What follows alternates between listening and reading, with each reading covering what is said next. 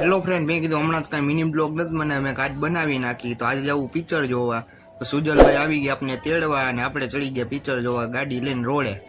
તો ચાલો તમને ટોકીટે જઈને મળ્યા.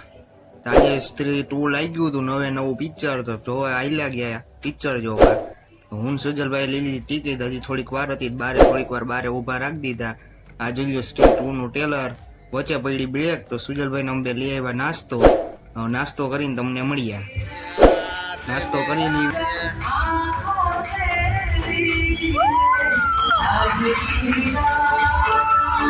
મિત્રો, થઈ ગયું હતું પિક્ચર પૂરું. હમણાં થોડાક વાળ વધી ગયા હતા, એટલે જો વાળ કપાવવા જવું હતું, તો ચાલો તમને દુકાને જઈને તમને મળ્યા.